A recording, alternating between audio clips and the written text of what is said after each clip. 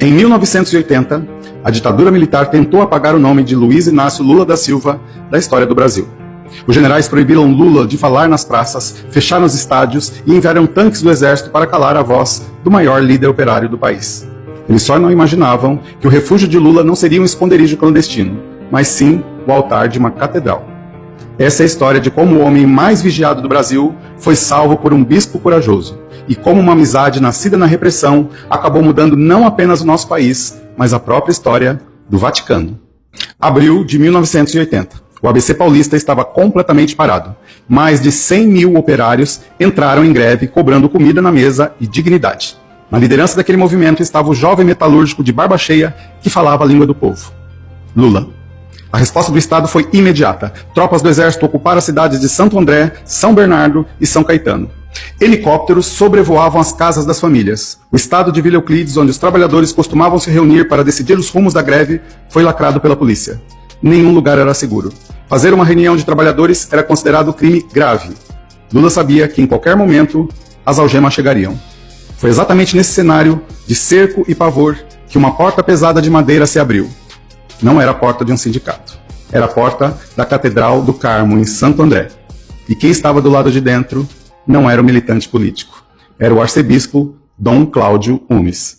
Mas você deve estar se perguntando: como milhares de trabalhadores, cercados pelo exército, conseguiam entrar e sair de uma igreja sem serem presos ou metralhados? E por que o próprio Lula não foi preso ali dentro? A resposta está na inteligência e na coragem daquele bispo. A ditadura podia fechar estádios e praças públicas, mas invadir o altar da Casa de Deus com metralhadoras traria um custo político internacional que os generais simplesmente não podiam pagar. A catedral virou, na prática, o único território livre e seguro do país. Dom Cláudio usou a sabedoria. Quando o comandante da polícia militar entrou no templo e disse a ele: "O senhor está proibido de dar o microfone para esses subversivos." O bispo olhou para o oficial, virou-se para Lula e para os operários e disse: "Um microfone eu não posso dar. Subam nos bancos e gritem bem alto para todos ouvirem." Ali dentro, os operários realizavam suas assembleias com segurança. E na hora de ir embora, eles saíam em uma massa humana compacta, de milhares de pessoas, ombro a ombro. A polícia assistia do lado de fora, sem contingente nem coragem para avançar sobre aquela multidão na saída da igreja. Vendo que não conseguiriam invadir a catedral sem provocar um massacre de repercussão mundial, os agentes do regime esperaram o momento da covardia. Na madrugada do dia 19 de abril de 1980, quando Lula estava em casa dormindo com a família, a Polícia Federal cercou a residência e o levou em silêncio para os porões do DOPS, onde ele passaria 31 dias preso. A ditadura achou que tinha vencido, mas a semente da solidariedade já tinha sido plantada. Décadas se passaram. O operário preso virou presidente da República, e o bispo corajoso virou cardeal e foi chamado para morar em Roma, no coração do Vaticano. Mas a lealdade entre os dois nunca balançou. Dom Cláudio esteve ao lado de Lula nos momentos de glória e esteve ao lado dele nos momentos de mais profunda dor e solidão.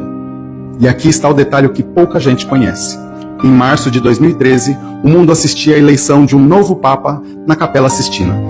Ao lado do argentino Jorge Bergoglio, no momento exato em que ele foi escolhido para liderar a Igreja Católica, estava justamente ele, Dom Cláudio Umes. Quando Bergoglio aceitou a missão, Dom Cláudio o abraçou, beijou seu rosto e sussurrou uma frase que mudou o curso da igreja no mundo inteiro: "Não se esqueça dos pobres." Naquele segundo nasceu o Papa Francisco. O nome Francisco foi escolhido ali por causa daquele conselho.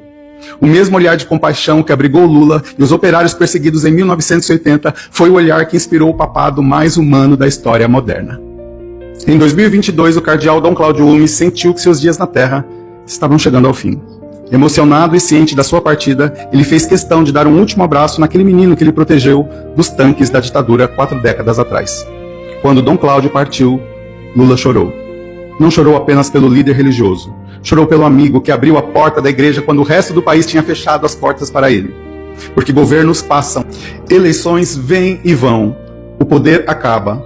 Mas o que realmente atravessa o tempo e fica para a história é a coragem de quem estende a mão no momento de maior escuridão. A história de Lula não foi escrita apenas nos gabinetes de Brasília. Ela foi escrita nas mãos calejadas do povo, guardada sob o teto de uma catedral e abençoada pela lealdade de um homem que provou que a justiça e o amor jamais podem ser encarcerados. quando os tanques ocuparam as ruas, quando os microfones foram silenciados, quando o país parecia pequeno demais para proteger um homem, um bispo abriu uma porta. Naquele dia, Dom Cláudio Umes talvez acreditasse que estava apenas protegendo um líder sindical. Na verdade, ele estava protegendo uma parte da democracia brasileira. Décadas depois, aquele operário pisaria na rampa do Palácio do Planalto. Aquele bispo pisaria na Capela Sistina. Os dois envelheceriam. Os dois mudariam o mundo, cada qual à sua maneira. E os dois jamais esqueceriam o dia em que uma igreja provou que o lugar mais revolucionário de um país pode ser um altar. A ditadura tinha tanques. Dom Cláudio tinha uma porta aberta. No fim, foi a porta que venceu. Cada dia que passa eu percebo que Luiz Inácio Lula da Silva é uma biblioteca inesgotável de histórias incríveis. Espero que você tenha gostado dessa. Inscreva no canal, curte, comenta, compartilha muito e a gente se vê no próximo vídeo. Até lá!